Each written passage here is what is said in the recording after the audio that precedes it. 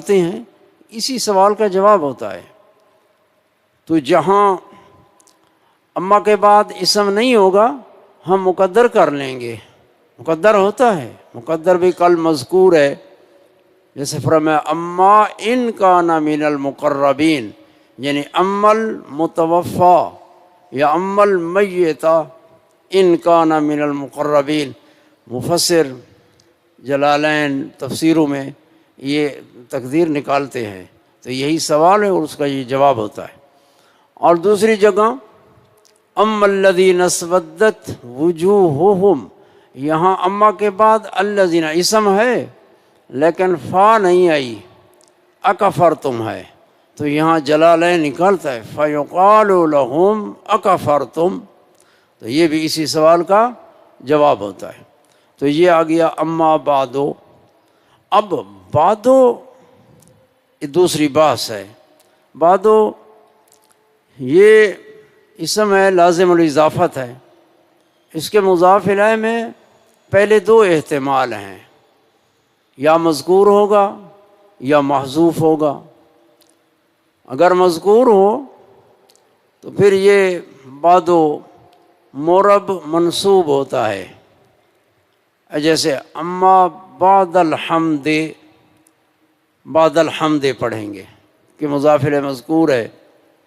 اور اگر محذوف ہو تو پھر محذوف یا نسیہ منسیہ ہے، یعنی ارادے میں نہیں ہے، تو یا محذوف منوی ہے، نیت میں ہے۔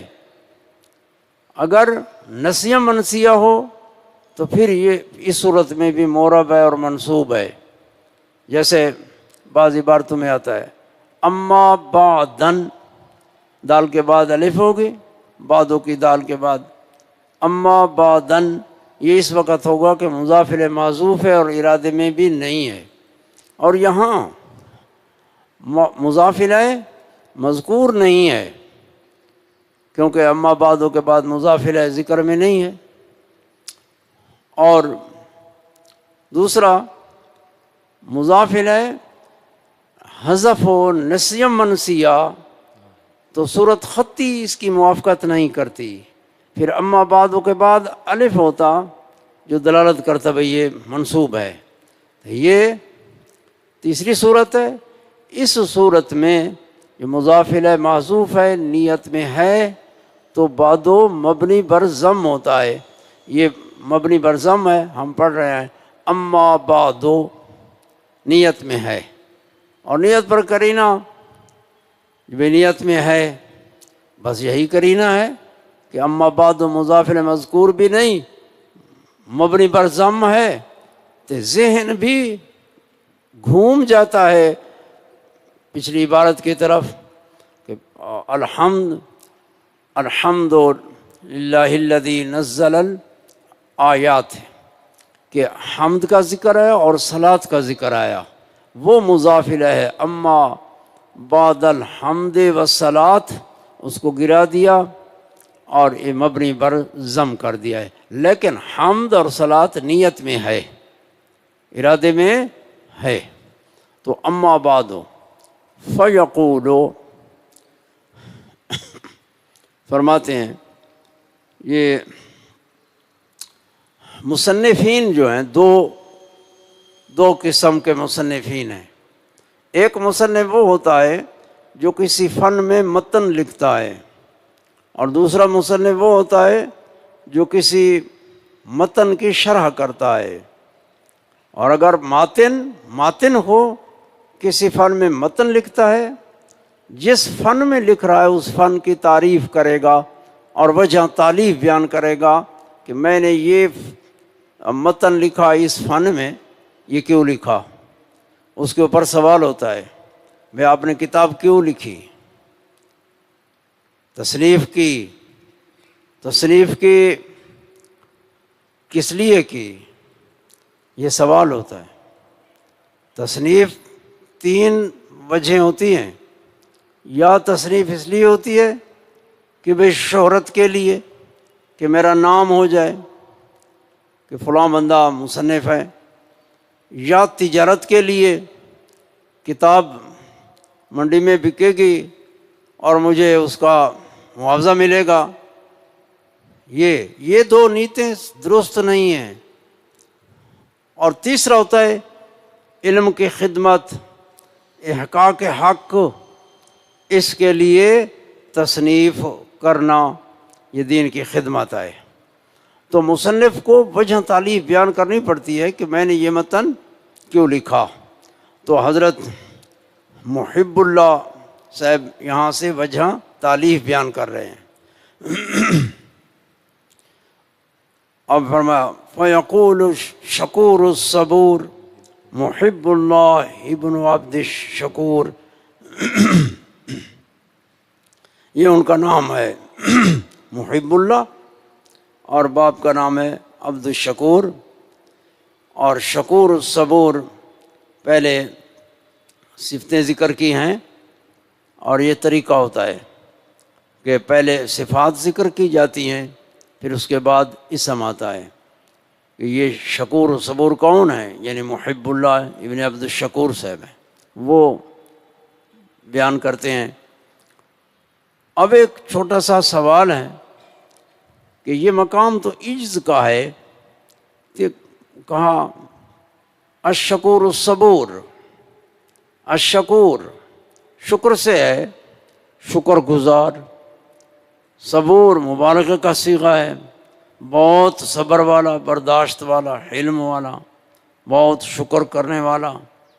جی اس طرح کیوں نہیں فرمایا فیقول العبد الضعیف، بندہ ضعیف عرض کرتا ہے، تو عبد الشکور، یہاں یہ فرمایا شکور صبور، یہ اشارہ ہو گیا اس کی طرف کہ کلام ایسی ذکر کی ہے جو باپ کا نام ہے عبد الشکور، اپنے باپ کا نام لکھنا ہے محب اللہ ابن عبد الشکور۔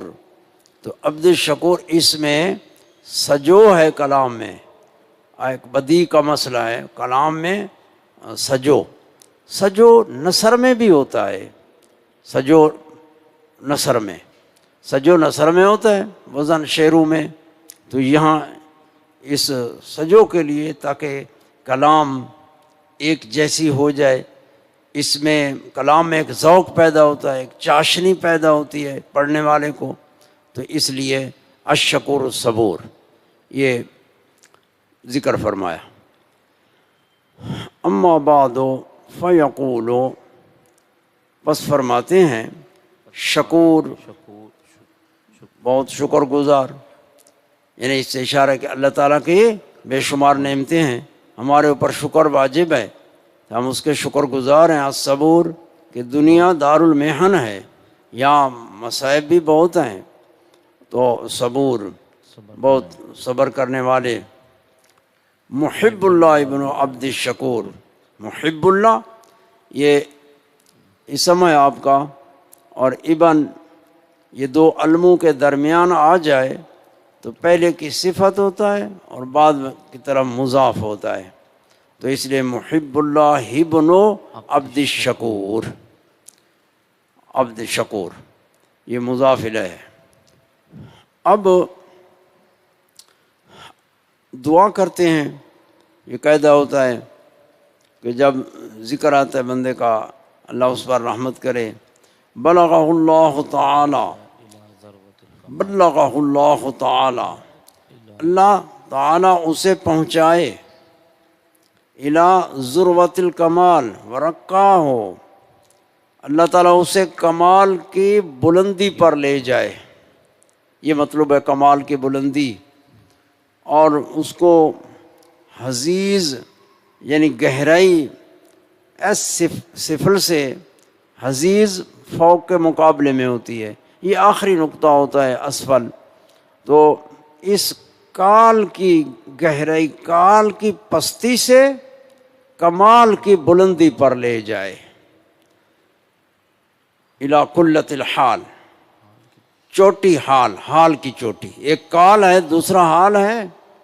یہ فرما رہے ہیں کہ کال کے لیے حال ضروری ہے، ہمارے اساتذہ فرماتے تھے کال ضروری ہے حال کے لیے، لیکن ساری زندگی کال میں رہنا یہ اچھا نہیں ہے کہ بندہ بس صرف کیل کال میں ہو، حال نہ آئے۔ تو اس لیے دعا مانگی ہے کہ اللہ اس کو کمال کی چوٹی پر لے جائے، اس کو ترقی دے، پستی سے کلہ حال، کلہ پہاڑ کی چوٹی کو کہتے ہیں، تو گویا حال کو تشبیہ دی ہے پہاڑ کے ساتھ، اور کلہ اس کو لازم ہے۔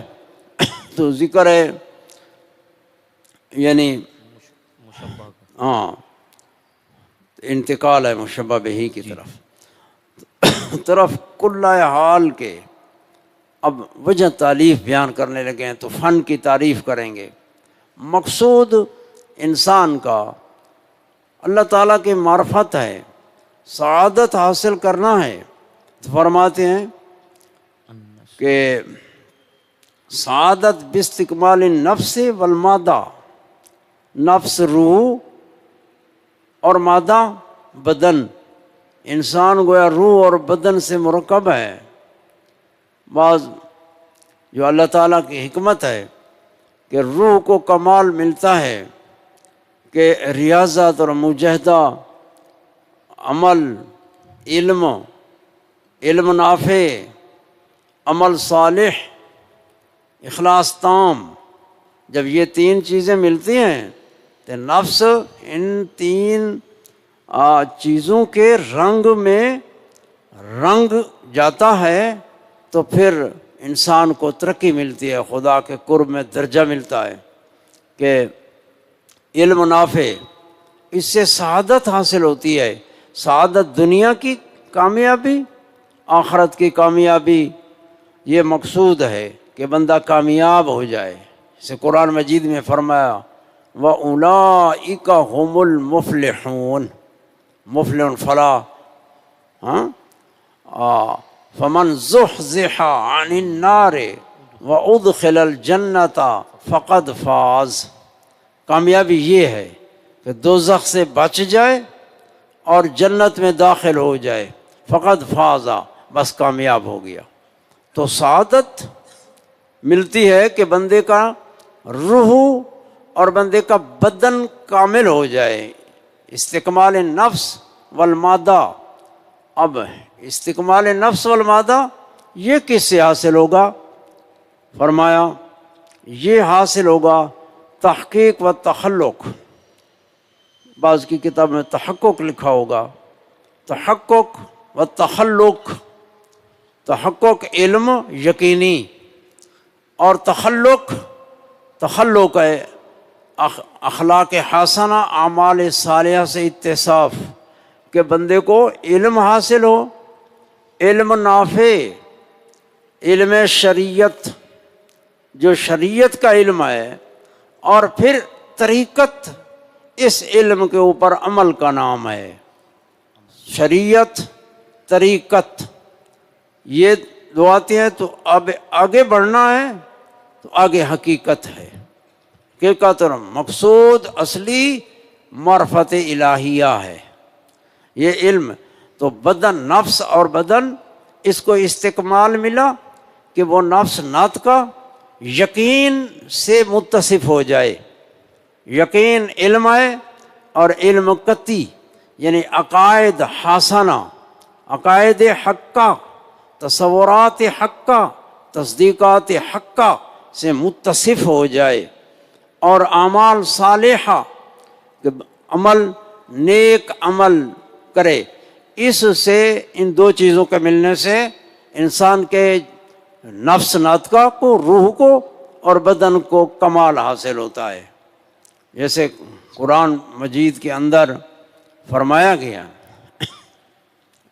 قال انی عبد اللہ آتانی الکتاب وجعلنی نبیا۔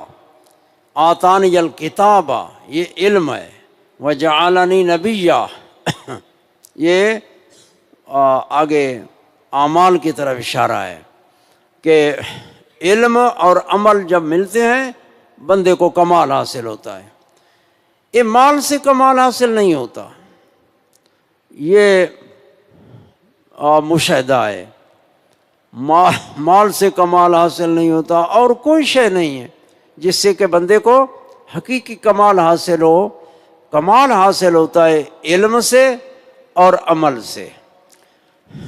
اور فرمایا وَهُمَا، یہ چونکہ معقولی آدمی ہے، محب اللہ صاحب ہمارے اساتذہ سے ہیں، ہماری سند ان کے ساتھ ملتی ہے۔ یہ معقولی آدمی طرز معقولی اختیار فرمائی ہے کہ کمال کیسے حاصل ہوتا ہے انسان کو؟ علم اور عمل سے۔ اور آگے فرمایا وَهُمَا، یقین اور اعمال صالحہ یہ حاصل ہوتے ہیں تفقہ فی الدین سے، کہ تفقہ فی الدین، دین کی فقاہت اور سمجھ حاصل کرنے سے، تفقہ فی الدین۔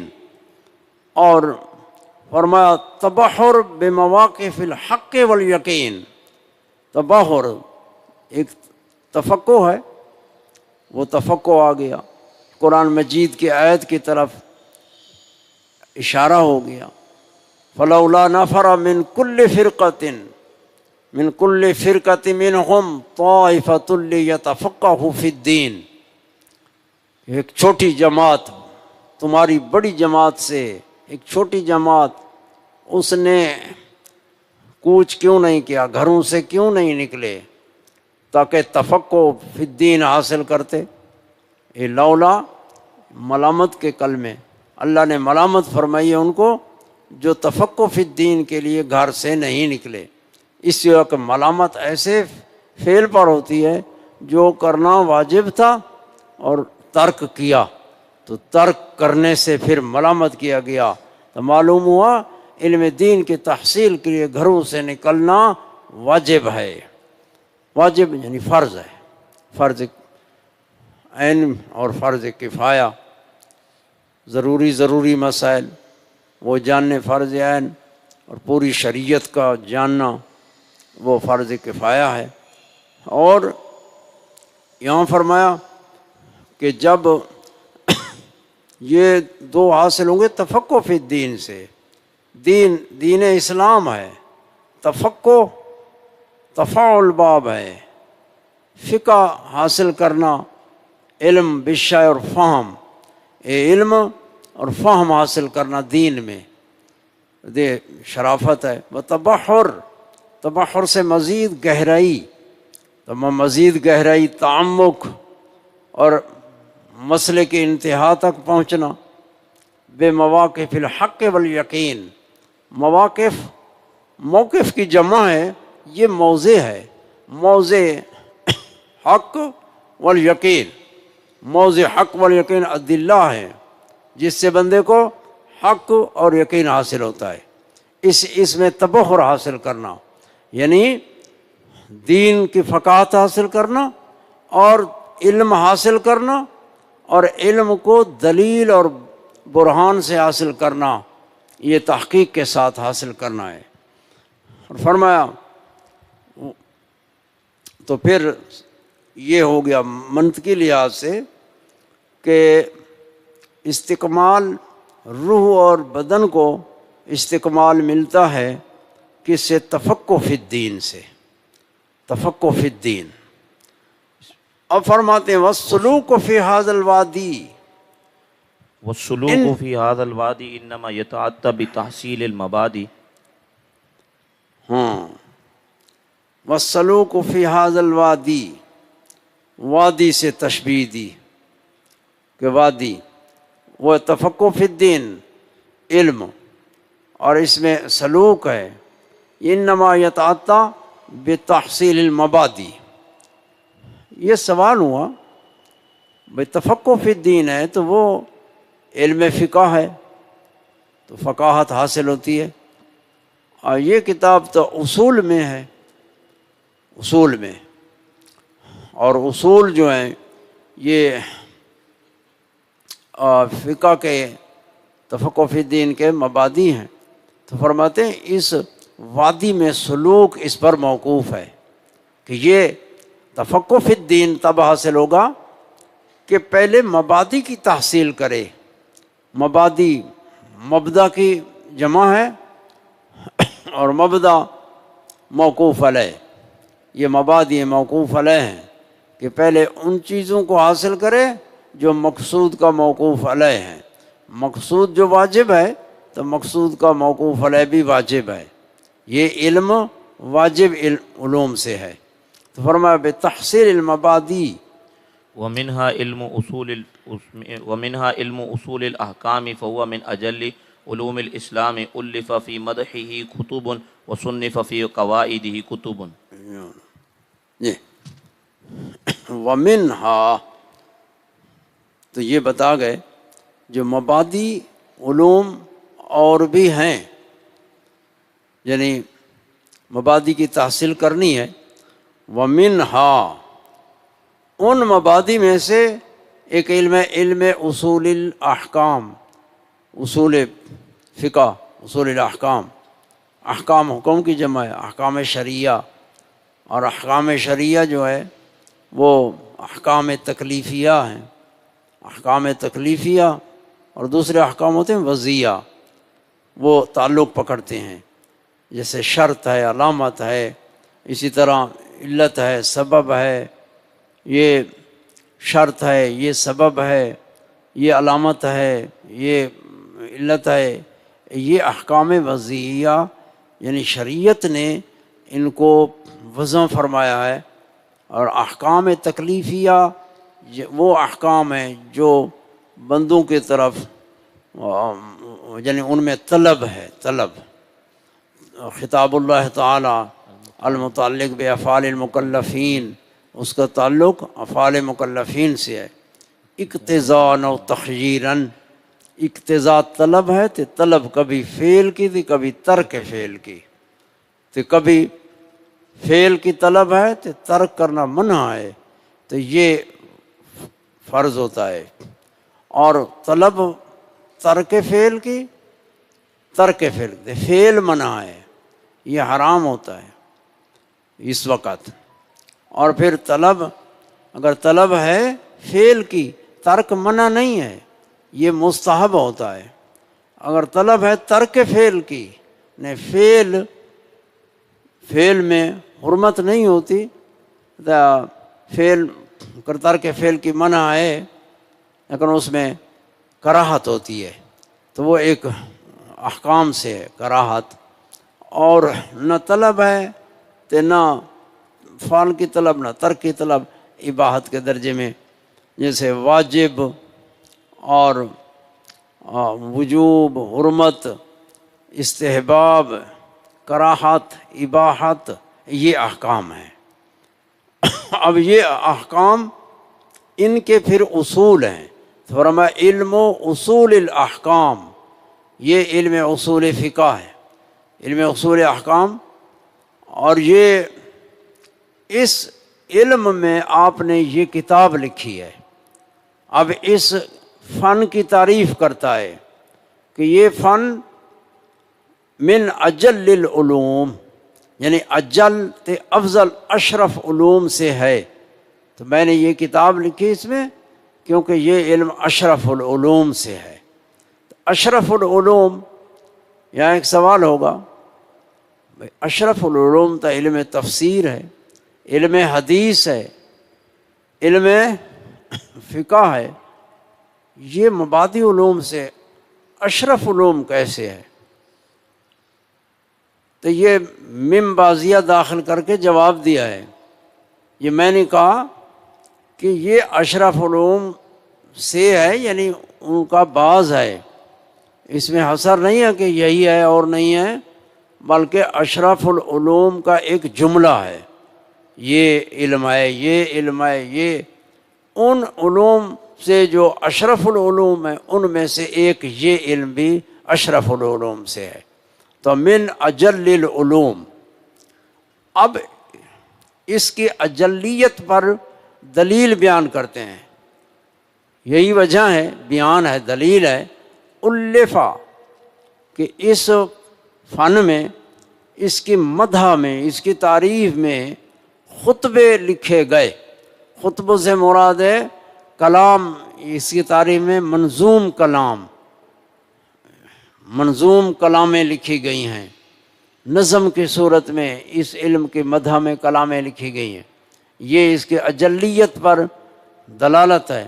دوسرا صنف فی قواعد کتب، قواعد قاعدہ کی جمع ہے، قاعدہ مسئلہ اور قواعد مسائل، تو اس علم کے مسائل، ہر علم کے جو مسائل ہوتے ہیں وہ مقاصدی ہوتے ہیں، تو وہ قواعد ہوتے ہیں، وہ قواعد کلیہ ہی ہوتے ہیں، تو کتابیں اس فن میں کتابیں لکھی گئی ہیں، تو یہ دلیل ہے جو یہ اجل علوم سے ہے۔ اب وکنت صرفت بعض عمری الى تحصیل مطالبه ووکلت نظری الى تحقیق معاربه فلم يحتجب انی حقیقت ولم یکفى علی دقیقت۔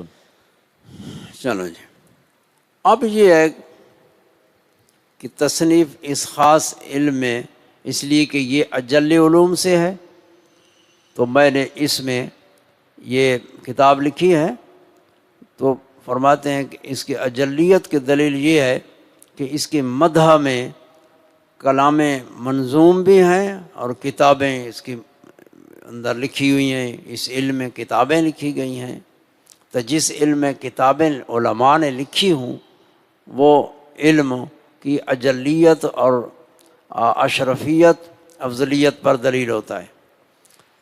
اب اپنا ذکر کرتے ہیں کہ میں نے یہ جب کتاب لکھی تو میری کیا حالت تھی۔ علماء جب تصنیف کرتے ہیں تو کچھ اپنے حالات بھی لکھتے ہیں، اور اس میں ایک معذرت بھی ہوتی ہے۔ کئی ایسے ہوتے ہیں جو لکھتے ہیں حالات بڑے تنگ تھے، بڑے یعنی مسائل تھے، موانع تھے، تو باوجود اس کے ہم نے یہ کیا۔ تو کبھی کہتے ہیں کہ میرا یعنی حالات بڑے درست تھے، بالکل کوئی تکلیف نہیں تھی، کوئی رکاوٹ نہیں تھی، میں نے یہ کتاب لکھی۔ معنی یہ ہوتا ہے کہ اگر کوئی اس میں سکون آ جائے تو یہ ایک معذرت ہے، موانع بہت ہے، میرے حالات اس طرح تھے۔ اور دوسرا لکھتا ہے کہ یہ کتاب جو میں نے لکھی تو علم بھی شباب پر تھا، میرا عالم بھی شباب پر تھا، کوئی دقیقہ ایسا نہیں تھا جو میرے اوپر پوشیدہ رہا ہو۔ یہ بھی ایک تحدیث نعمت ہے، علماء کرام تحدیث نعمت اور بات کرتے ہیں۔ تو آپ نے فرمایا میں نے پہلے تو عمر کا ایک حصہ اس علم کی تحصیل میں گزارا، جیسے ہے نا علم معانی، علامہ سعد الدین تفتزانی صاحب اور مختصر المعانی مطول یہ کتابیں لکھتے ہیں، تو وجہ تعلیف میں بیان کرتے ہیں، وہ بہت زیادہ اس علم کی تحقیق میں انہوں نے اپنا زندگی کا حصہ صرف کیا۔ تو یہ فرماتے ہیں میں نے عمر کا بعض حصہ اس کی مطالب کی تحصیل میں، مطالب علم کے مسائل علم کے ہوتے ہیں وہ مطالب ہیں، اس لیے کہ بندہ طلب کرتا ہے، وہ مطالب ہوئے۔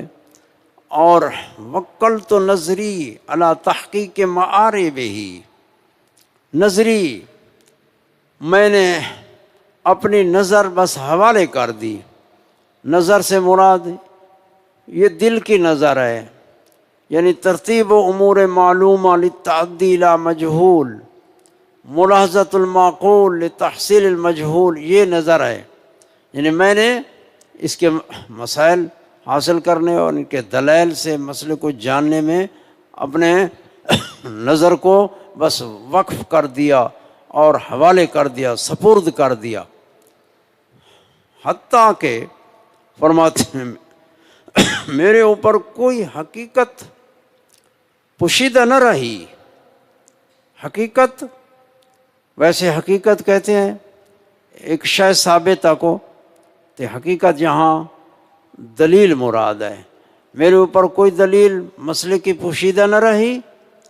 ولم یخفی علی دقیقۃ، دقیقہ جیسے کہتے ہیں تحقیق تدقیق، تحقیق یہ ہے کہ مسئلے کو دلیل سے جاننا، اور تدقیق یہ ہوتی ہے کہ پھر دلیل کے اوپر بھی دلیل کو دلیل سے جاننا۔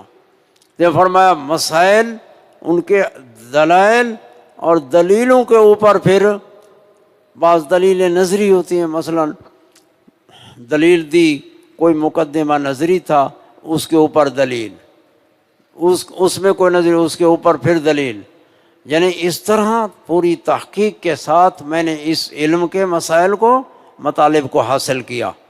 اب ظاہر ہے کہ طالب علم جو پڑھے گا، جب آپ کا نام سنے گا، پیچھے نام ذکر کیا، محب اللہ، یہ سلم والے ہیں، بہت بڑا علم کا پہاڑ ہے، ایک بحر ہے، ایک تو طالب علم سنے گا جو مصنف اس کا فلاں شخص ہے، تو وہ بڑا بحر ہے، طالب علم کو اعتماد آئے گا، تصنیف کو رغبت سے پڑھے گا۔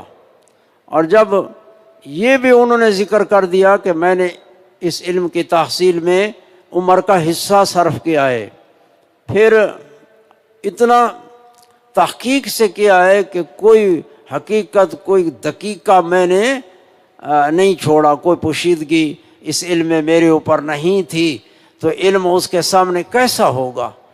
علم اس کے سامنے، اس کے قلب کے سامنے علم ایسا ہوگا جیسے ہمیں یہ مسجد شریف نظر آ رہی ہے، یا تم ایک دوسرے انگلیاں ہاتھ کی مجھے نظر آ رہی ہیں، اس طرح محسوسات کی طرح وہ علم ان کے قلب میں حاضر ہے اور وہ تصنیف کرتے ہیں۔ تو کتنی تحقیق ہوگی، یہ ایک طالب علم کے لیے اعتماد دلانا بھی ہے کہ یہ تصنیف بڑی تحقیقی تصنیف ہے۔ ثم لأمر ما اردت ان احرر فيه سفرا وافيا وكتابا كافيا يجمع الى الفروع اصولا والى المشروع معقولا ويحتوي على طريقي الحنفية والشافعية۔ یہ ثم لامر ما، ثم تراخی کے لیے ہے، تو ایک بات پہلے آ گئی کہ میں نے تحقیق بھی کی اور ایک حصہ عمر کا لگایا، پھر تصنیف بعد میں ہے، تو اس کے بعد میں نے یہ تصنیف کی۔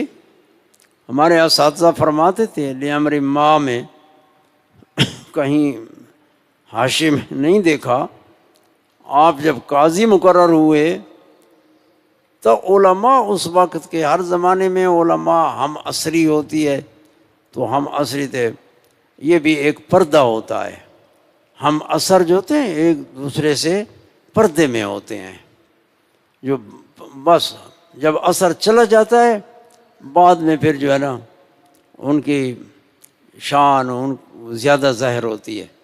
ہم عصر، علماء نے تانا مارا کہ یہ قاضی مقرر کر دیے گئے، یہ منطقی معقولی آدمی ہے، جی میں کوئی منطقی معقولی ہو نا آدمی، یہ فقہ دا مسئلہ تھے، فتوے اس کا کیا لگتا ہے، ہاں تو یہ بات کی تو آپ تک پہنچی، بھئی تانا کر رہے ہیں، یہ قاضی مقرر کیا گیا ہے، اس کو فقہ کے مسئلے کہاں آئیں گے، یہ تو معقولی آدمی ہے۔ تو فرماتے ہیں کہ یہ امر عظیم تھا میرے لیے، تانا سنا اور اس کا جواب دیا کہ تاکہ ان کو پتہ چلے جو تانا کر رہے ہیں کہ یہ صرف معقولی نہیں ہے، یہ بہت بڑا فقیہ ہے، فقاہت رکھتا ہے۔ اور اصل یہ ہے حضرت امام غزالی، قال الامام الغزالی من لم یعرف المنطق لا یوثق بعلمہ، آپ فرماتے ہیں جو منطق معقول نہیں جانتا اس کے علم پر اعتماد نہیں ہے۔ جیسے آپ کا ایک قول اور بھی ہے، تو ہم نے دیکھا کہ منطق معقول، اس میں علم کی بحث آتی ہے۔ علم کسے کہتے ہیں، علم کتنے قسم ہے، یہ تصور ہے، یہ تصدیق ہے۔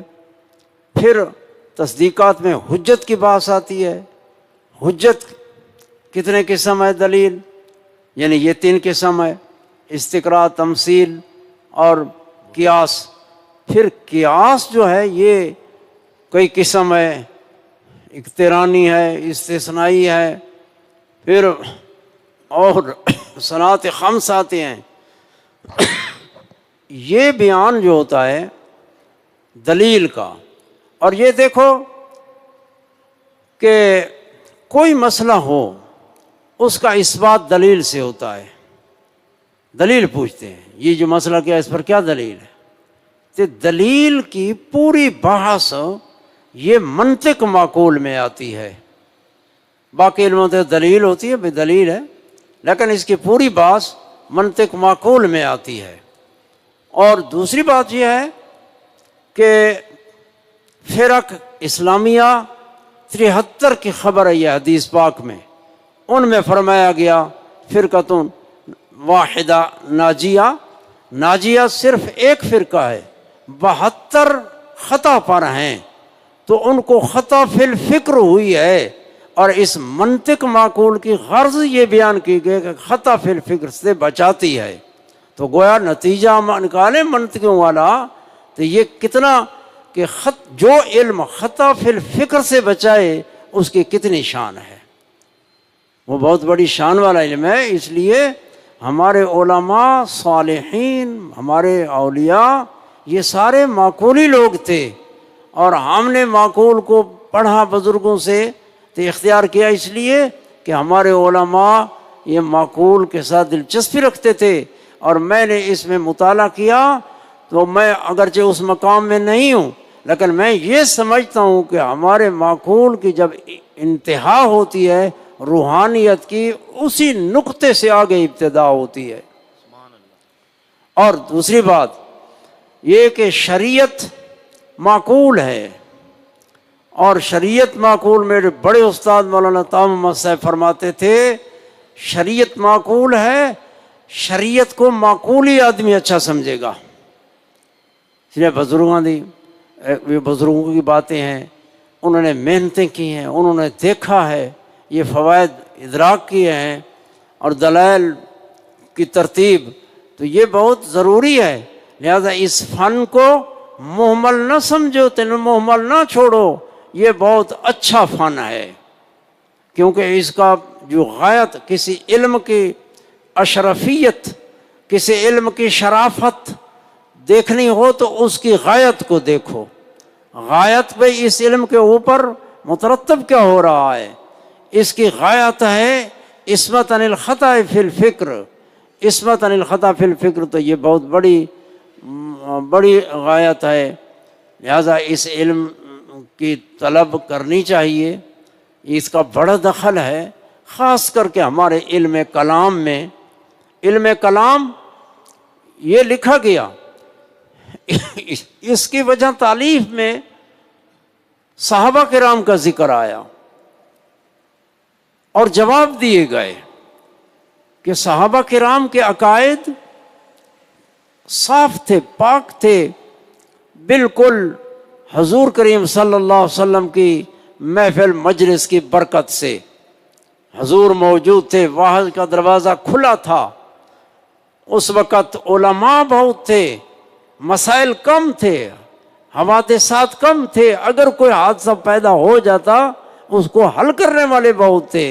پھر زمانہ گزرتا گیا، فرق پیدا ہوئے، فتنے پیدا ہوئے زیادہ، تو اس وقت پھر تصنیف آئی۔ تو علماء نے جب یہ زمانہ آیا کہ معقول منطق اور فلسفے کی قواعد اور فلسفے کی روح سے اسلام کے عقائد پر اعتراض کیے گئے، تو ہمارے علماء نے پھر فلسفے اور منطق کے طور پر ان کو جوابات دیے۔ یہ امام غزالی، امام رازی، یا آپ کی تصنیفوں میں فلسفے کا بہت تو ضرورت تھی۔ اب وہ اعتراضات ان کے لکھے ہوئے ہیں، اب اگر ہم نے فلسفے کو چھوڑ دیا، معقول کو چھوڑ دیا، ان کے جوابات اب دیکھیں گے کہ اب یہ منطق معقول سے بے بہرا ہو گئے ہیں، وہی اعتراض اٹھائیں گے۔ اگر جواب تم نہیں دے سکو گے تو پھر شبہت تردد ضرور پیدا ہوگا۔ ان میں سے ایک سوال اٹھایا گیا کہ حدیث میں آتا ہے کہ جہنمی کی دانت، ڈاڑھ جس کو بولتے ہیں، احد پہاڑ کے برابر ہوگا۔ تو جب اس کی ڈاڑھ احد پہاڑ کے برابر ہے تو پھر باقی اس کا جسم کتنا زیادہ ہوگا۔ اس طرح اس کی بالحاق، اس طرح حدیث میں آیا۔ معتزلہ عذاب قبر کے منکر ہیں، اور انہوں نے سوال کیا کہ بھئی یہ دنیا میں جو اس نے حرام کھایا، گناہ کیا، تو وہ ایک تولہ یا ایک تھوڑا سا وزن ہے دانت کا، یہ تھا معصیت میں مبتلا، اب وہ احد پہاڑ کے برابر بن گیا ہے دوزخ میں، تو اس کے ساتھ اور مادہ ملا ہے، اور وہ مادہ معصیت میں شریک نہیں ہے، تعذیب ہو رہی ہے، لہذا وہ کہتا ہے تعذیب بلا معصیت عدل کے خلاف ہے، لہذا وہ اس طرح اعتراضات کر کے دوزخ کے جسمانی عذاب کا انکار کرتے ہیں، قبر کے عذاب کا انکار کرتے ہیں۔ تو اس کا جواب کیا ہوگا؟ جو معقول اور فلسفے سے کہتے ہیں بھئی ہم نہیں، تو اس کا جواب دیا جائے، جدید علم سے دیا جائے۔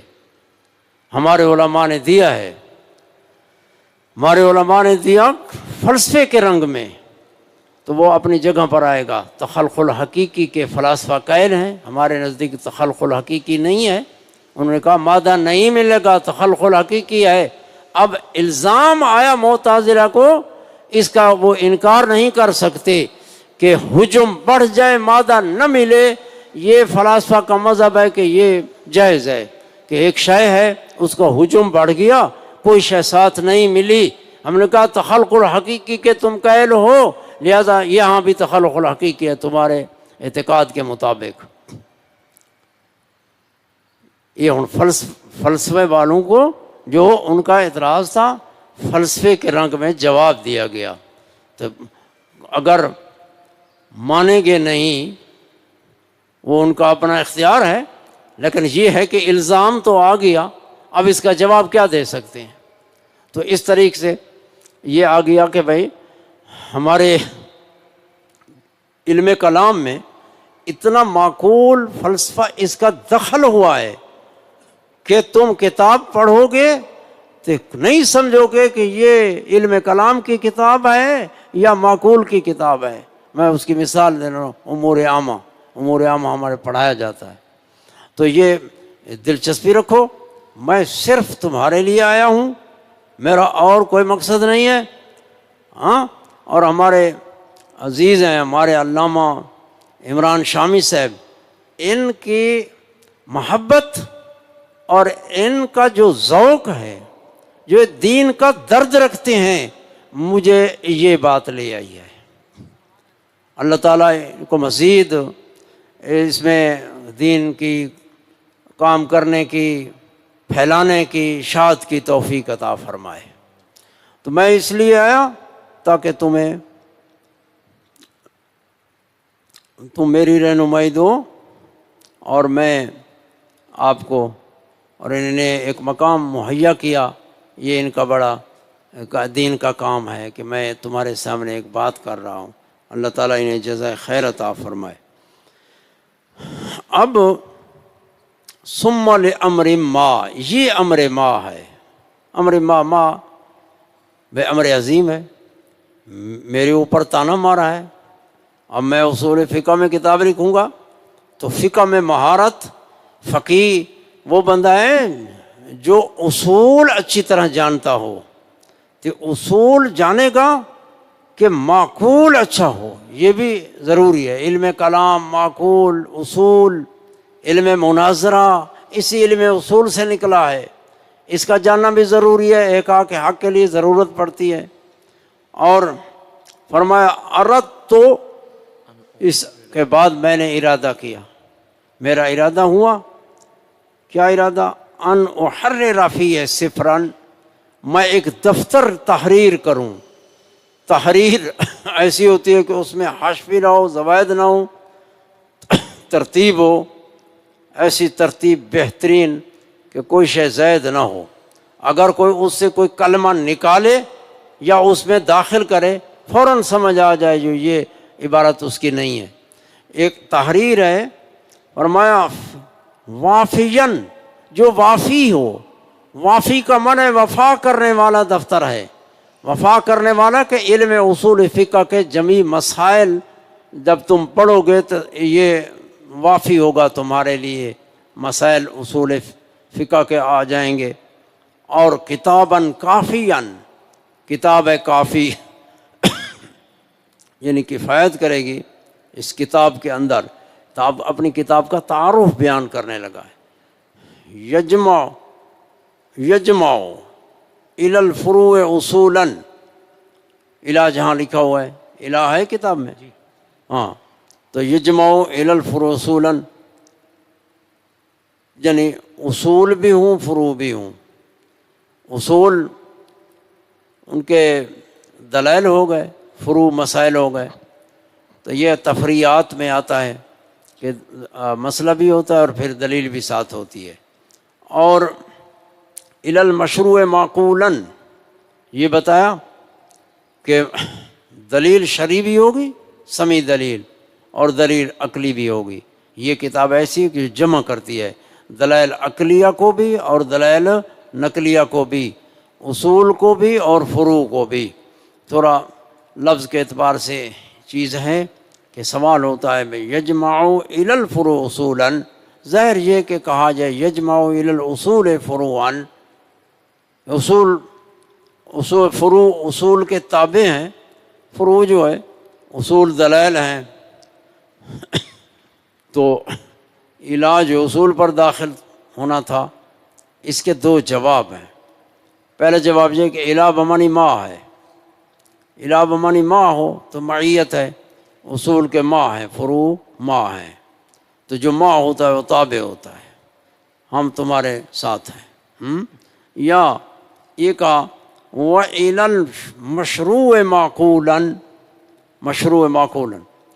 دوسرا جواب یہ ہے کہ الہ یہ جار مجرور ہے اور اس کو حال کر کے لے آؤ، پھر حال تابع ہو جاتا ہے.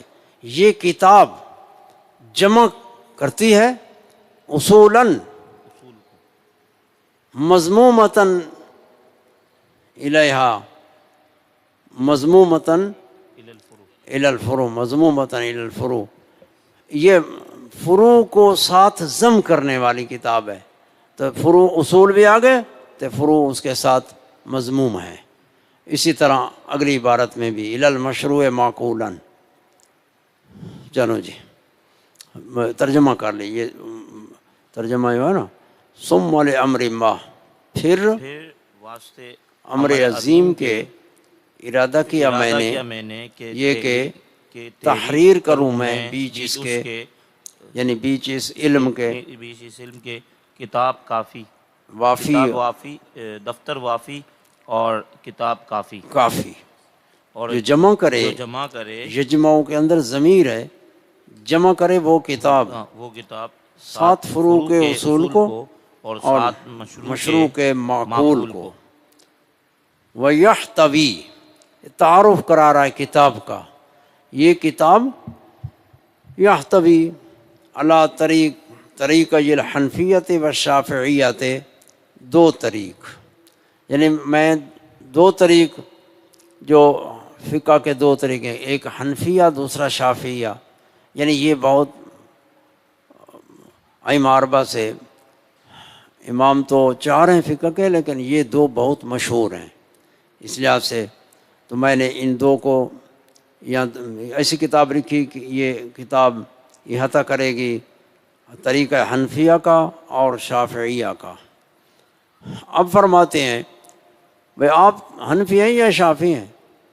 ہاں محب اللہ صاحب ہے تو حنفی. فرماتے ہیں جیسے ہوتی ہے بھئی ہم محققین ہیں، ایک مقام ہے ان کا. محققین جو ہوتے ہیں وہ دلیل کے تابع ہوتے ہیں. وہ کہتا ہے میں بالکل ادھر ادھر میل نہیں کروں گا نا، لا یمیلو میلم ما عن الواقعیات، جو نفس الامر کے واقع کے بعد مسئلہ مطابق ہوگا میں اسی کا کاربند رہوں گا. تو میں اس واقعے آگے عام ہے مذہب حنفی ہو یا مذہب شافعی ہو، یہ اپنے یعنی مقام کی بات ہے. ہم جو ہیں غیر محققین، ہم مقلدین ہیں، یہ تقلید کا مسئلہ کہ ہم اپنے امام کی تقلید کریں گے. ہمارا شیخ شافعی المسلک ہو، ہم طریقت میں اس کے تابع ہوں گے، لیکن شریعت میں مسائل فقہیہ میں ہم اپنے امام کی تقلید کریں گے. اور یہ چیز بہت اچھی چیز ہے کہ طریقت اور شریعت. امام شافعی سے بھی فرمائے گا شاباش، حنفی بھی کہے گا شاباش. اس طرح ہونا چاہیے کہ اپنے امام کی تقلید. آپ فرمائے کہ چونکہ آپ محقق ہیں، بہت بڑے ایک مرتبے میں ہیں اور دلائل کا احاطہ رکھنے والے ہیں، تو فرمایا میں جو نفس الامر کے واقع کے مطابق ہے بات مسئلہ، میں اسے ادھر ادھر میلان نہیں کروں گا، چاہے وہ واقع کے مطابق حنفی مذہب ہے، چاہے وہ واقع کے مطابق چلو جی. اور احاطہ کرتی ہے وہ کتاب اوپر دو طریقے حنفیہ اور شافعیہ کے، اور نہیں میلان کروں گا میلم ما تھوڑا سا میل واقعیت سے، یعنی حقیقت اور نفس الامر سے. فجاء بفضل اللہ تعالی و توفیقہ کما ترى معدن ام بحر بل سحر لا یدرا. اب یہ لگتا ہے کہ یہ جو خطبہ لکھا گیا ہے یہ الہاقی ہے. فجاء بفضل اللہ، پس آ گئی وہ کتاب آ گئی. پیچھے کہا نا میں صرف کیا ایک حصہ عمر کا، میں نے تحریر کیا، ذرا اپنی طرف ہو رہا ہے بھئی عجب پیدا نہ ہو. تو فرمایا تصنیف تو میں نے کی اور یہ کتاب آئی بفضل اللہ و توفیق ہی، اللہ کے فضل اور اس کی توفیق سے آئی ہے. میرا کمال نہیں ہے، یہ اس کا فیضان ہے اور اس کا فضل ہے، توفیق ہے. جیسا کہ تو دیکھتا ہے، یعنی اس کا حسن اور مسائل کا احاطہ یہ ایسا بدیع ہے کہ کہتا ہے جیسا کہ تو دیکھتا ہے. اس کتاب کو پڑھتا صحیح. تو یہ کتاب اعلیٰ درجے کی حسن اور اسلوب میں ہے. آگے تعریف کرتے ہیں.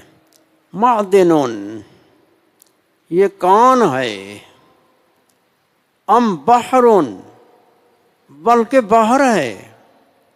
کان ہوتی ہے سونے چاندی کی تو کانیں ہوتی ہیں، تو جواہرات کی کانیں ہوتی ہیں. فرمایا اس کے جو مسائل ہیں اس کو تشبیہ دی ہے، کتاب کو تشبیہ دی ہے معدن کے ساتھ، اور کتاب کے اندر جو مسائل ہیں ان کو گویا تشبیہ ہو گئی جواہرات کے ساتھ. اور وجہ شبہ مرغوبیت ہے کہ جواہرات کے ساتھ بندے تو ان کے مسائل بس جواہرات ہیں، طلب کرو. یہ معدن ہے بلکہ ترقی کرتا ہے. فرمایا بحرون، بحر ہے سمندر. بحر کا اطلاق سمندر پر، ہمارے دریا انہار ہیں، باہر جب لفظ بولا جائے تو سمندر ہے. یہ سمندر ہے، اور سمندر میں بہت موتی ہوتے ہیں.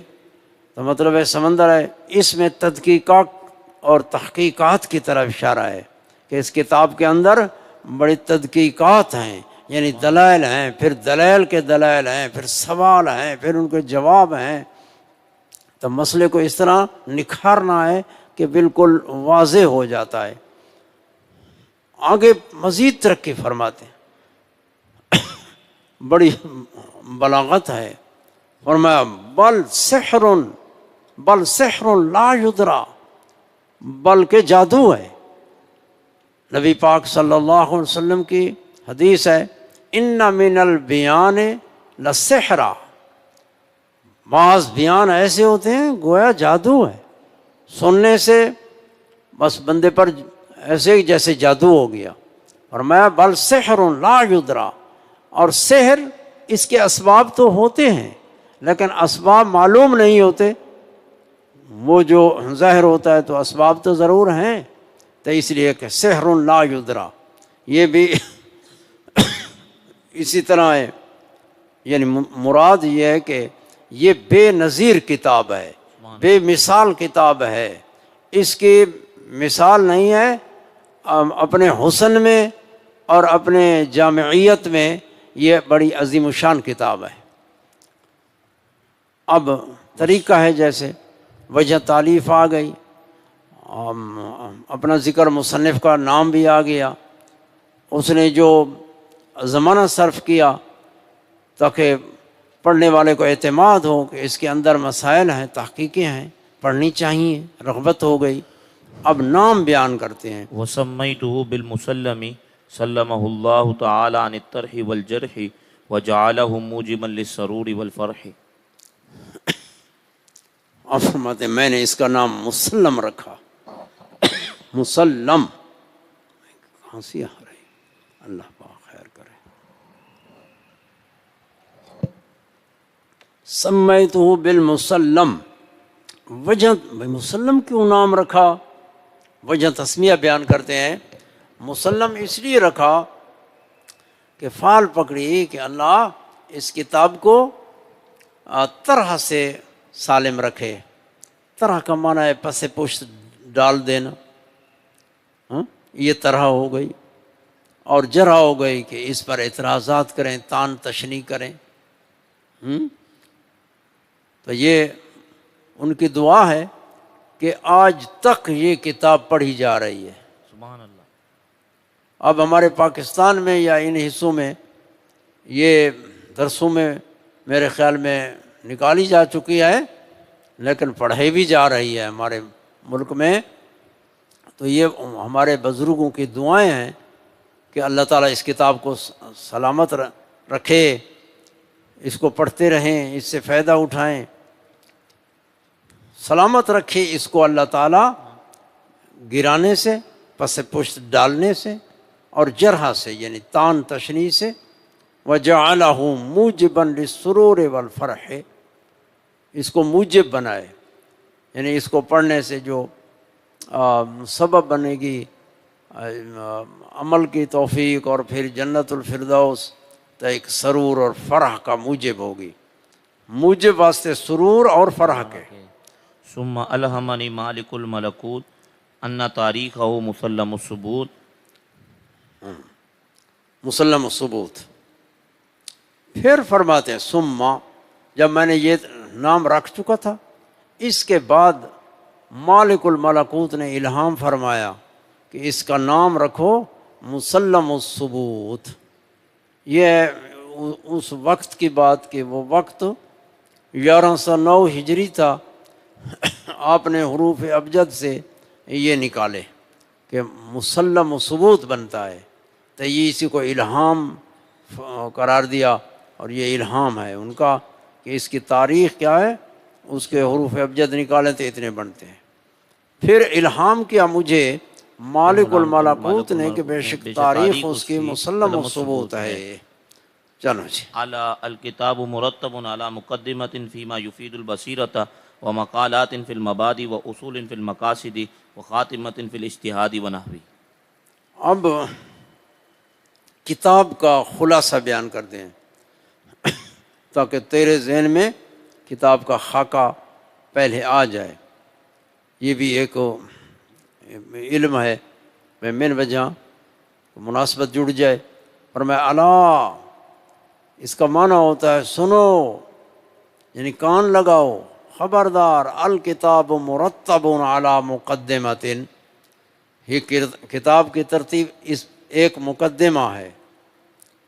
اور فیما یفید البصیرۃ، یہ بتا گئے بھئی یہ مقدمۃ میرے مقصد ہے مقدمۃ العلم ہے، مقدمۃ العلم.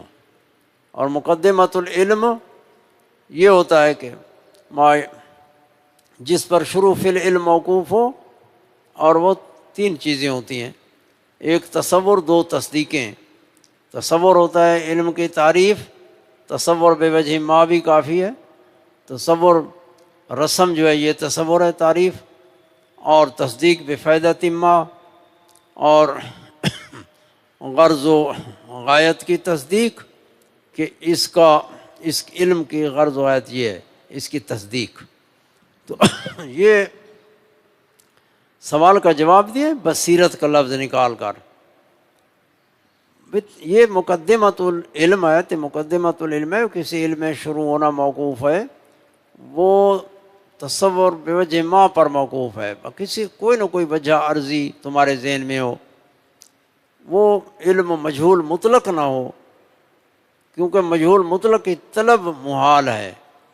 تو شروع فی العلم، طالب علم آئے، مسلم و ثبوت شروع کر دی ہے، لیکن ابھی تک اس کتاب میں جو علم اصول فقہ ہے اس کی تعریف تو نہیں ہے، سارے تو تعریف نہیں جانتے، نئے طالب ہوتے ہیں، وہ باوجود اس کے شروع ہو گیا۔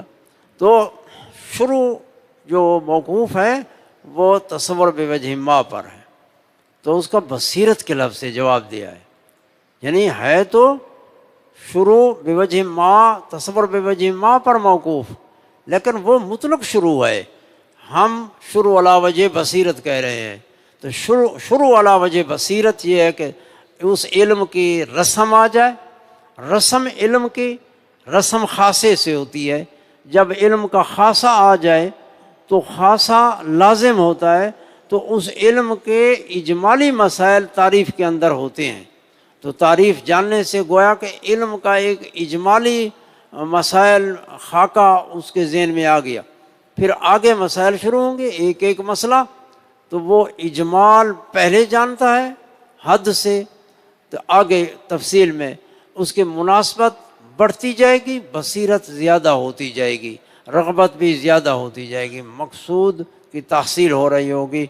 تو یہ بصیرت کا لفظ اس لیے نکالا ہے کہ یہاں مقدمے میں رسم ذکر کی ہے، تعریف علم کی ذکر کی ہے، وہ کہتے ہیں تعریف مکمل پر تو توقف نہیں ہے، اور دوسرا جواب بھی دیتے ہیں لیکن وقت تھوڑا ہے۔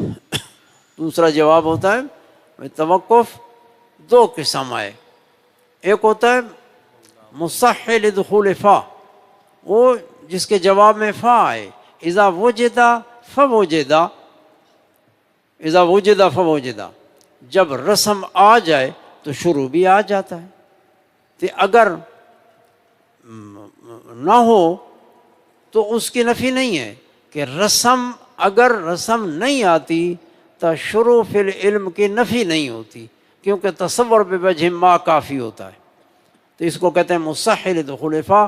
توقف کا ایک معنی لولاہ لم تنہو، لولاہ لم تنہو، وہ حقیقی معنی ہے، موقوف علیہ محتاج الیہ حقیقی، یہاں یہ معنی نہیں لیتے، تو یہ دوسرا جواب ہے۔ چلیں جی، اور مقالات، مقالات فی المبادی، یہ مقالات ہیں، اور یہ مقالات تین مقالات ہیں، ایک مقدمہ ہے اور اصول چار ہیں۔ فی المقاصد، مقاصد علم کے، مسائل علم کے ہوتے ہیں، وہ مسائل ہیں، علم مسائل کا نام ہوتا ہے، وہ مقاصد ہیں، کتاب، سنت، اجماع، قیاس، یہ مقاصد ہیں۔ اور ایک خاتمہ، خاتمہ علماء کئی مسائل ہوتے ہیں مقاصد سے وہ چھوٹ جاتے ہیں، رہ جاتے ہیں، پھر علیحدہ عنوان خاتمے کا وضع کرتے ہیں، تو ان مسائل کو خاتمے میں ذکر کر دیتے ہیں، تو یہ ضرورت پڑتی ہے۔ خاتمہ فی الاجتہاد و نحوہ، نحوہ ہے تقلید، تقلید کے مسائل، اجتہاد کے مسائل۔ یہ آ گیا کتاب کا تعارف کہ کتاب کی کتنی جزیں ہو گئیں، ایک مقدمہ ہوا، 9 جزیں ہو گئیں، ایک مقدمہ، 3 مقالات، 4 اصول، ایک خاتمہ۔ تو خاتمہ 9 جزیں ہو گئیں۔ چلیں جی، اما المقدمۃ ففی حد اصول الفقہ و موضوعہ و فائدتہ، آگے المقدمہ تو ففی حد اصول الفقہ، کہ جس موضوع ہے یعنی علم نام ہے اصول فقہ، تو پہلے اس کی تعریف کریں گے۔ اب تعریف جو ہے یہاں دو تعریفیں ہیں، کیونکہ اگر علم ہو مضاف الیہ کے ساتھ بھی علم اصول الفقہ، تو ایک اضافت کے ساتھ ہے، اس کو تعریف اضافی کہتے ہیں، کہ مضاف کا علیحدہ معنی کیا، مضاف الیہ کا علیحدہ معنی تعریف کی، نسبت کو بیان کیا۔ جب یہ سارے آگے یہ لغوی تعریفیں ہوتی ہیں، اس کو کہتے ہیں تعریف لغوی اصول فقہ کی، اور اس کو پہلے بیان کرتے ہیں اور پھر تعریف لقبی آتی ہے۔ لقبی آتی ہے یعنی مجموع اصول فقہ ایک علم کا لقب ہے، نام ہے، اسم ہے، تو پھر اس کی علیحدہ تعریف کی جاتی ہے۔ اور لغوی کا مقصد یہ ہوتا ہے کہ آگے جو لقبی تعریف کرنی ہے اس کی مناسبت کیا ہے۔ لغوی معنی مقصود نہیں ہوتے، مقصود لقبی تعریف ہوگی، لیکن لغوی کو کیوں ذکر کرتے ہیں؟ تاکہ لقبی کے ساتھ اس کی مناسبت آ جائے۔ اسی طرح تفاسیر میں جب تفسیر کرتے ہیں مفسرین کرام تو پہلے لغت بیان کرتے ہیں، پھر اصطلاح بیان کرتے ہیں۔ مقصود اصطلاحی معنی ہوتے ہیں، کئی لوگ لغوی معنی کو مقصود سمجھ کے غلطی کھا جاتے ہیں۔ یہ بات سمجھنے کی کہ تم یہ سمجھو کہ یہاں یہ مقصود کیا ہے، وہاں مقصود اصطلاحی تعریف ہوگی، لغوی تعریف مقصود نہیں ہے لیکن اس کی مناسبت کے لیے۔ اب فرمایا مقدمہ ففی حد اصول الفقہ، حد اصول الفقہ، ایک بات حد، رسم، تعریف، ہمارے منطق میں یہ متبرک علم ہے، یعنی حد تے رسم میں فرق کرتے ہیں۔ یا اصول فقہ والے حد رسم میں فرق نہیں کرتے، یہ ذکر کریں گے حد کا تے رسم ہی لیں گے، مورخ مراد ہوگا۔ تو ایک تو حد ہوگی یعنی تعریف علم اصول فقہ کی، اور دوسری چیز مقدمے میں فائدہ، مقدمے میں فائدہ، جو فائدہ علم پر، دوسری چیز موضوع علم، علم کا موضوع کیا ہے اس کا جاننا ضروری ہے۔ اور فن کا موضوع صرف ایک شے ہوتی ہے، اگر متعدد ہوں تو متعدد میں ایک مناسبت ہوتی ہے، اصل وہی مناسبت شے واحد ہوتی ہے، وہ موضوع ٹھہرتی ہے۔ تو یہاں چار ہیں، کتاب، سنت، اجماع، قیاس۔ تو موضوع علم کا جاننا، کیونکہ علم میں اس موضوع کے عوارضات ذاتیہ سے باس ہوتی ہے، تو جتنے تک موضوع کا علم نہیں ہوگا، عوارضات ذاتیہ کا علم، تو موضوع کا جاننا ضروری ہے۔ پھر اس علم کی غرض اور غایت اور فائدہ، اس تین چیزیں مقدمے میں ہیں۔ تین چیزیں کون سی ہوں گی؟ پہلے تو علم کی تعریف ہوگی، دوسرا علم کا موضوع ہوگا، تیسرا علم کا فائدہ ہوگا۔ فائدہ اس کو غرض غایت سے بھی تعبیر کرتے ہیں، لیکن یہاں فائدہ ذکر فرمایا ہے۔ مقدمہ پس بیچ اصول الفقہ اور موضوع اس کا اور فائدے اس کے۔ اما حدہ مضافا فالاصل لغتا ما یبتنی علیہ غیرہ واصطلاحا الراجح والمستصحب والقاعدۃ والدلیل۔ اما حدہ مضافا یعنی حد اضافی، اضافی میں یہ گا کہ مضاف کی تعریف اصول الفقہ ہے، مضاف اصول یہ بتا گیا، اصول جمع اصل کی، اصل کا لغوی معنی کرتا ہے، لغتاً ما یبتنی علیہ غیرہ، یہ لغوی تعریف عام ہے، یعنی وہ شے جس پر دوسری شے کی بنا رکھی جائے، جیسے دیواروں کے اوپر چھت، کبھی محسوس یا مسئلے کی بنا ہوتی ہے دلیل کے اوپر، یہ معقول. تو یہ ہے اس کی لغوی تعریف. اصطلاحی معنی اصل کے وہ بیان کرتے ہیں. پہلا معنی اصطلاحی ہے راجح. اصطلاح میں اصل کا معنی راجح.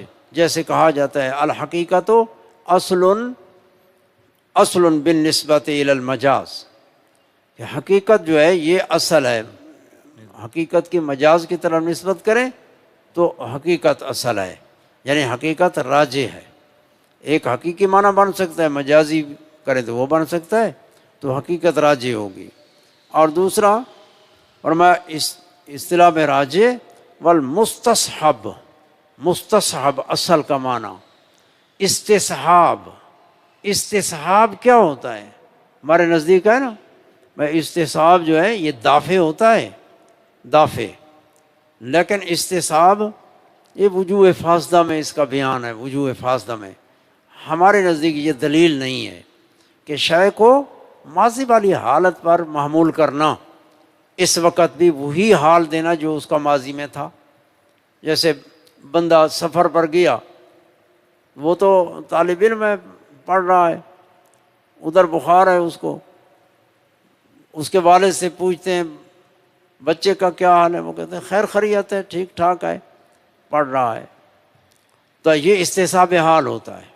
وہ ٹھیک ٹھاک تو نہیں ہے، ادھر اس کو بخار ہے، لیکن سابقہ حالت جو ماضی جو گیا تھا ٹھیک ٹھاک تھا، تو اسی حالت پر آپ اس کو محمول کرنا. یہ بہت سارے مسائل آتے ہیں فقہ میں کہ سابقہ حالت پر شے کو محمول کیا جاتا ہے.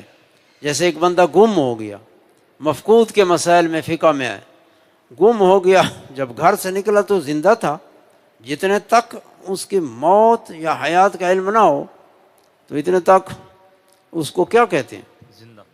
اور جتنے تک قاضی اس کی موت کا حکم نہ کرے وہ زندہ کے حکم میں ہوتا ہے.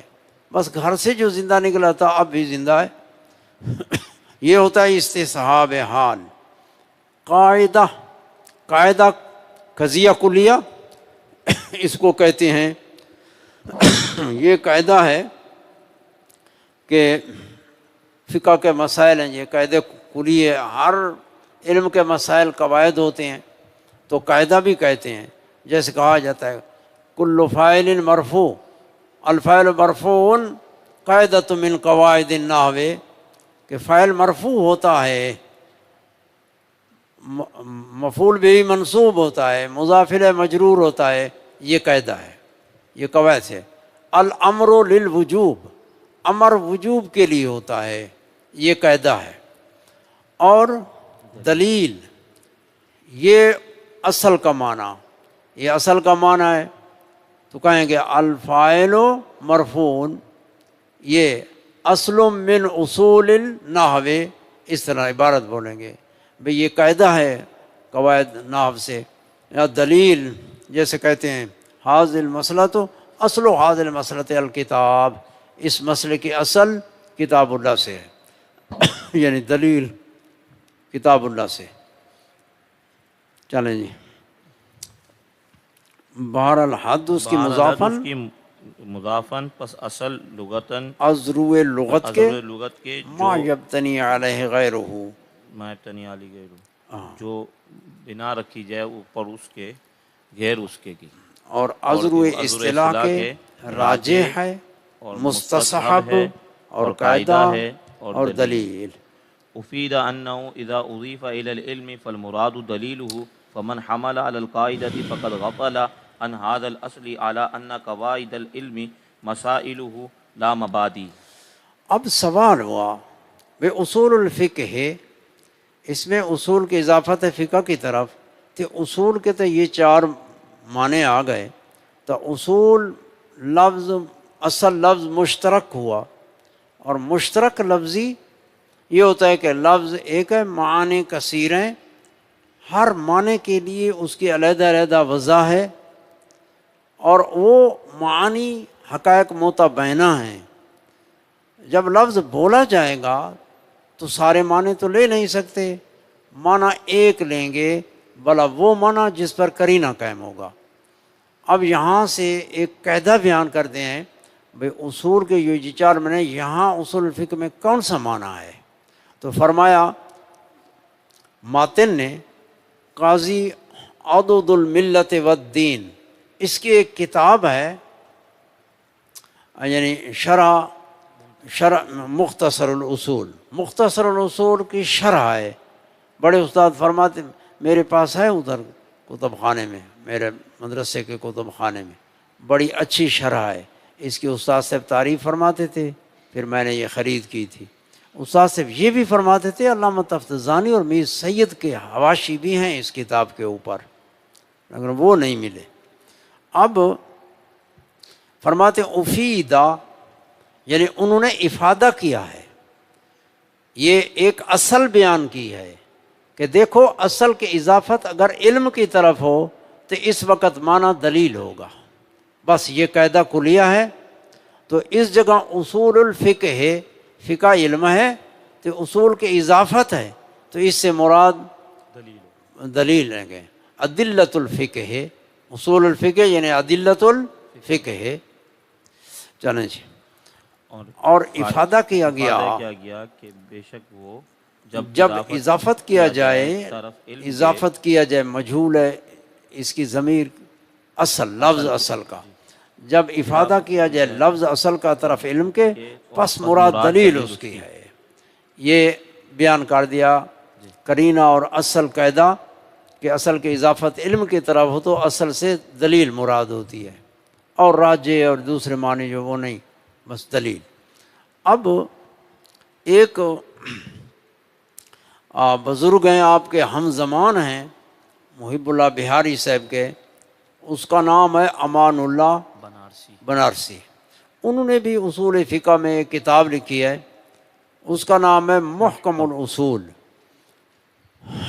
انہوں نے یہ فرمایا کہ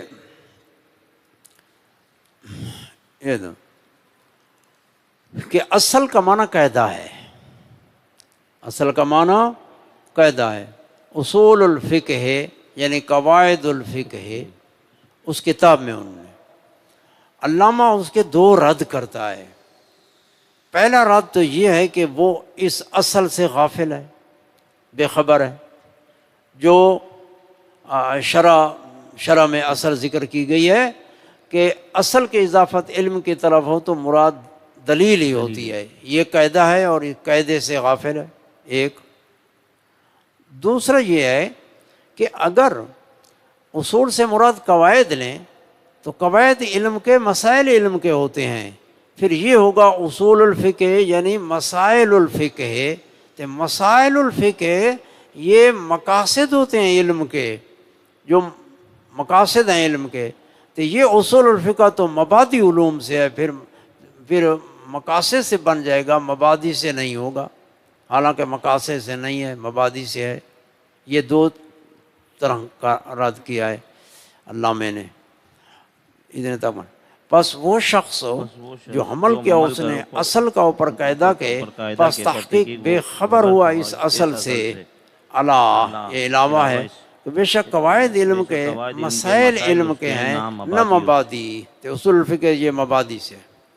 ثم هذا العلم أدلة إجمالية للفقه يحتاج إليها عند تطبيق الدلائل التفصيلية على أحكامها۔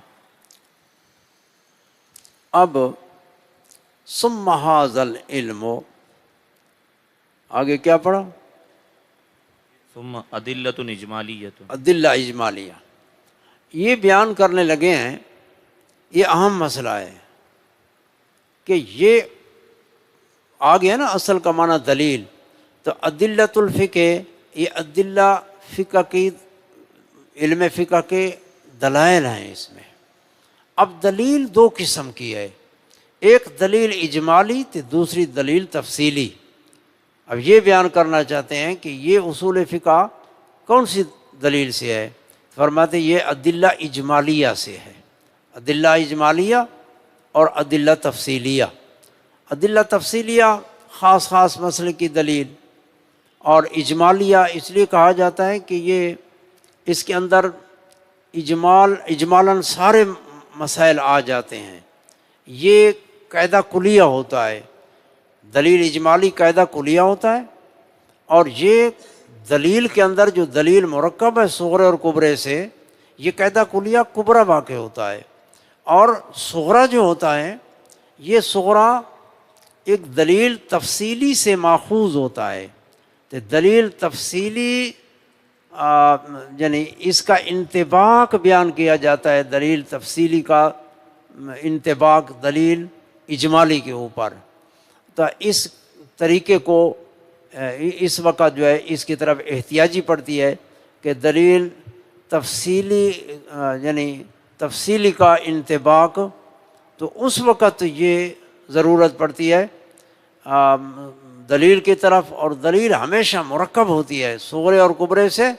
تو یہاں فرمایا کہ اس وقت دلیل اجمالیہ جب ہم اس کا انطباق دیتے ہیں دلیل تفصیلی کے اوپر، تو اس دلیل اجمالی کی طرف احتیاجی پڑتی ہے۔ اب اس کی ایک مثال دے کے سمجھاتا ہے، یہ طرز فقہی طرز ہے۔ اجمالی دلیل جیسے اصول فقہ کا مسئلہ ہے الامر للوجوب، الامر للوجوب۔ اب امر جو ہے مامور بھی جو بھی ہوگا، جتنے اوامر ہیں سارے اس کے اندر آ گئے، الامر للوجوب یعنی مطلقاً کوئی قرینہ نہیں ہے، تو الامر وجوب پر محمول ہوگا۔ الامر للوجوب یہ دلیل اجمالی ہے، اور یہ کبرا واقع ہوگی۔ اور دلیل تفصیلی ہے کہ ایک مسئلہ ہے فقہ کا، اس کے اوپر دلیل تفصیلی، الزکوٰۃ واجبۃ، الزکوٰۃ واجبۃ یہ فقہی مسئلہ ہے۔ الزکوٰۃ موضوع واجبۃ محمول ہے، یہ ایک مسئلہ ہے، اس کے اوپر دلیل تفصیلی ہے، یعنی بخصوص ہی اسی کے لیے کہ الزکوٰۃ واجبۃ، اس کو عبارت میں اس طرح لے آتے ہیں الزکوٰۃ واجبۃ لقولہ تعالی آتوا الزکوٰۃ، لقولہ تعالی آتوا الزکوٰۃ، تو یہ اس خاص مسئلے پر یہ خاص دلیل ہے۔ تو دلیل تفصیلی اس لیے کہا کہ یہ بخصوص ہی اسی مسئلے کی دلیل ہے، لقولہ تعالی آتوا الزکوٰۃ۔ اب واجبۃ کا ثبوت ہے زکوٰۃ کے لیے، دلیل ہے آتوا الزکوٰۃ۔ اب انطباق کیسے ہوگا؟ یعنی طرز استدلال میں صرف قرآن مجید کی آیت پڑھ دینا کافی نہیں ہوتا۔ یہ علماء کرام جب دلیل دیتے ہیں تو ہر چیز کو اپنا حق دیتے ہیں، وہ اس کو انطباق دیتے ہیں۔ وہ کہیں گے جو الزکوٰۃ ہے، اس کو اس آتوا الزکوٰۃ سے ایک اخذ کریں گے، یعنی محمول الزکوٰۃ مامورۃ بہا، یہ مامورۃ بہا کہ زکوٰۃ مامورہ ہے۔ اب یہ صغرا بن جائے گا، وَكُلُّ مَامُورَةٍ بِهَا فَهُوَ واجب۔ اب یہ بن گیا شکل اول، اور حد اوسط ہے مامورۃ بہا، مامورۃ بہا، یہ گر جائے گی، نتیجہ آئے گا الزکوٰۃ واجب، واجبۃ، الزکوٰۃ واجبۃ۔ اب انطباق آیا کہ الزکوٰۃ واجب فقہی مسئلہ ہے، دلیل تفصیلی اس پر ہے آتوا الزکوٰۃ، اور اس وقت ہمیں احتیاجی انطباق میں یہ ہوگی کہ اصول فقہ کے اس مسئلے کی طرف الامر للوجوب۔ اب صغرے پر دلیل کیا ہوگی؟ تفصیلی آتوا الزکوٰۃ، یہ الزکوٰۃ مامورۃ بہا وکل مامورۃ بہا فہو واجبۃ، اس پر کیا دلیل ہے؟ کبرے پر، یعنی اصول فقہ کا یہ قاعدہ دلیل ہے الامر للوجوب۔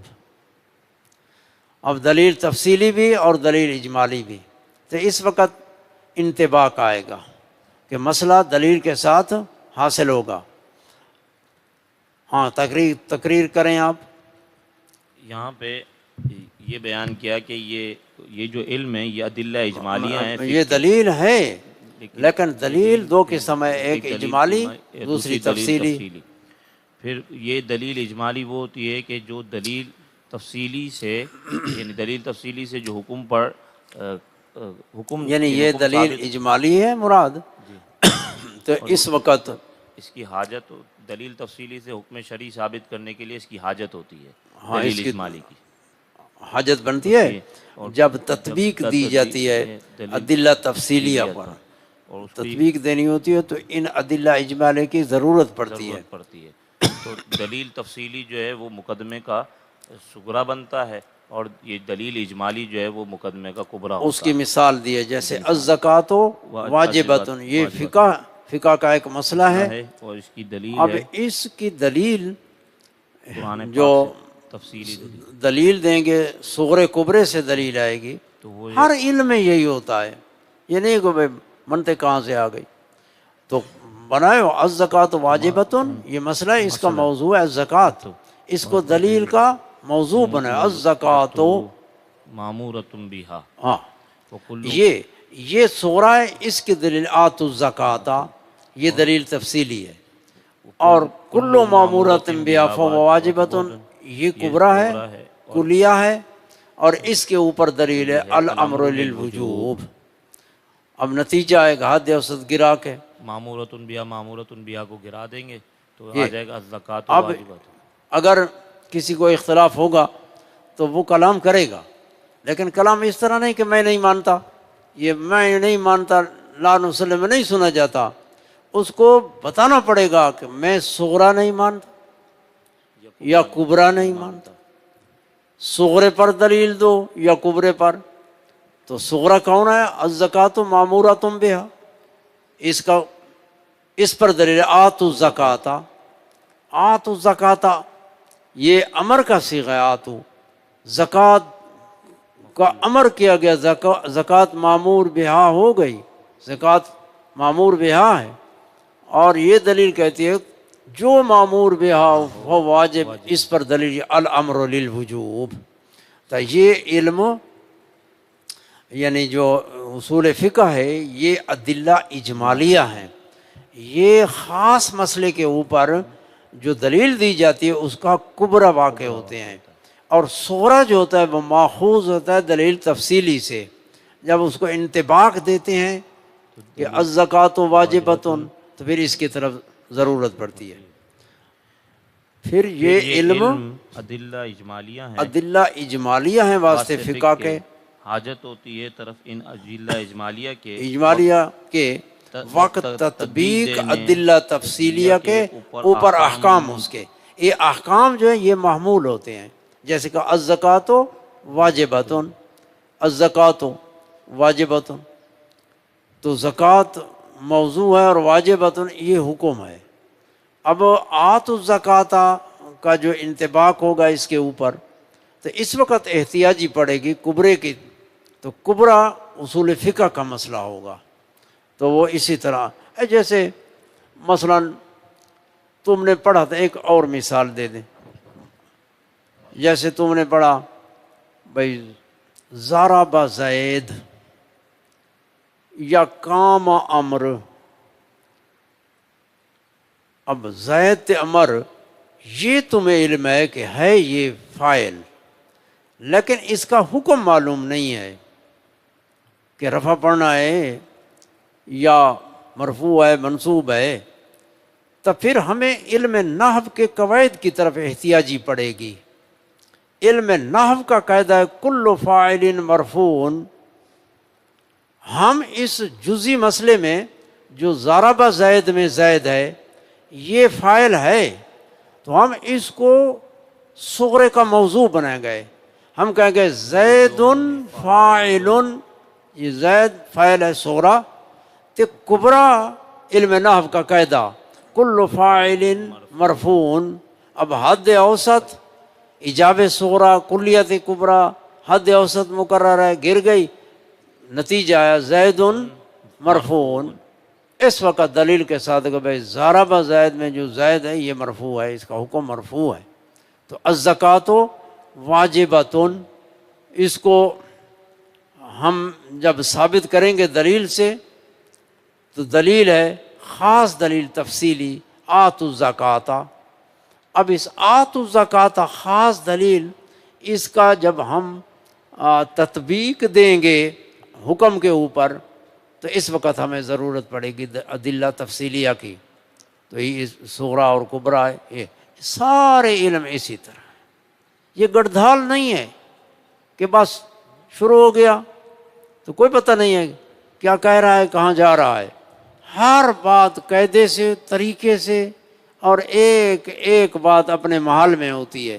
اس وقت بندے کا ذہن صافی ہو جاتا ہے، دل بھی صافی ہو جاتا ہے، اور شک شبہات تردد سارے اٹھ جاتے ہیں.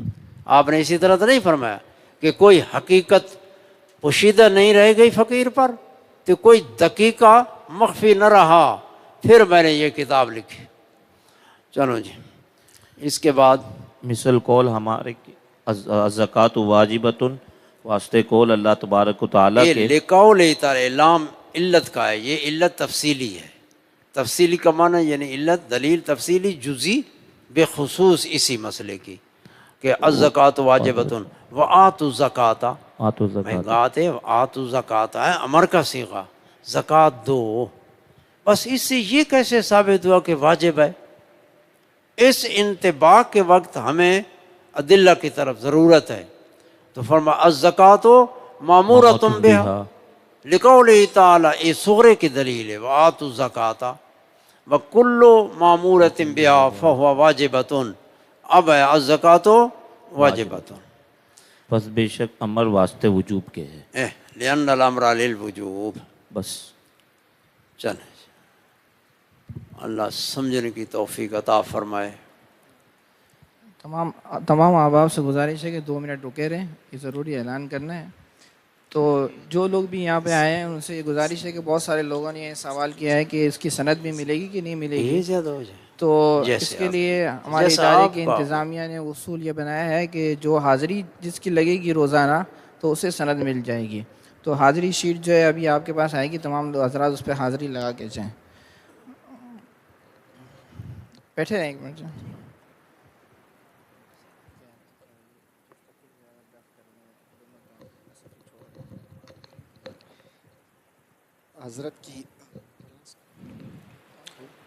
حضرت کی اجازت سے، یعنی ہم نے عرض کی حضرت سے کہ اسی کتاب کو رات کو بھی لے کر اگر چلیں گے تو ہو سکتا ہے یہ ہم آدھی تک پہنچ جائیں. تو یہ زیادہ فائدہ مند ہے، کیونکہ ہمارے ہاں خاص طور پر کراچی میں اصول فقہ کو کوئی خاص اہمیت نہیں دی جاتی، اور حضرت نے جو فرمایا فقہ اسی کی مضبوط ہے جس کا اصول فقہ مضبوط ہے. تو اس لیے رات کے وقت بھی جو ہے انشاءاللہ 1-1.5 گھنٹہ جو بھی ہماری کلاس ہوگی تو ہم کوشش کریں گے کہ جہاں تک ہو سکے اسے پڑھیں گے، اور پھر جس کے دل میں علم کی محبت بھڑک اٹھے گی تو پھر حضرت کے ساتھ ساتھ ڈیرہ غازی خان تک پہنچ جائے گا. ایسے ہی ہے، اور یہ کورس رکھنے کا بھی مقصد یہ ہے کہ بغیر قدماء کی کتابیں سمجھے ہوئے اور پوری کتاب پڑھے بغیر عالم خلاف عادت ہوتا ہے. عادت کے موافق یہ ہے کہ ہر فن کی پوری کتابیں، اور ایک نہیں 1 سے زیادہ پڑھی جائیں. اور آپ لوگ ابھی عمریں چھوٹی ہیں تو انشاءاللہ مجھے امید ہے کہ کسی 2 کے بھی دل میں یا 3 کے بھی یہ چیز بھڑک اٹھی اور وہ گیا تو ہمارے اس کورس کا ہمیں انشاءاللہ دنیا اور آخرت دونوں جگہ فائدہ ملے گا. حضرت الحمدللہ رب العالمین والعاقبۃ للمتقین والصلاۃ والسلام علی رسول محمد وآلہ وصحبہ اجمعین. اللہم انا نسألک العفو والعافیۃ والمعافاۃ الدائمۃ لنا ولوالدینا وللمؤمنین والمؤمنات فی الدین والدنیا والآخرہ. اللہم انصر الاسلام والمسلمین، اللہم اجد الاسلام والمسلمین، اللہم اعز الایمان والمؤمنین. صلی اللہ تعالی علی خیر خلقہ محمد وآلہ وصحبہ اجمعین یا ارحم الراحمین.